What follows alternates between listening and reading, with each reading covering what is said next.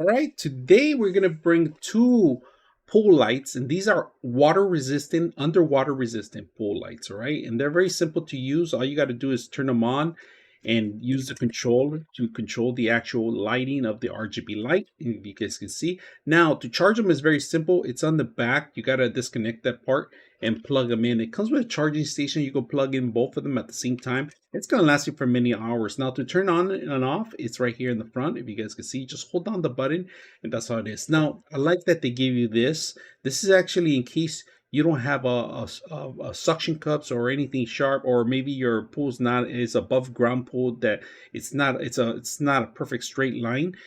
This is perfect. You go actually put glue here, which they also included with it. If you guys can see, no drip glue.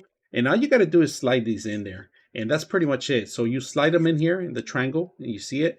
And that's pretty much how you set them up. So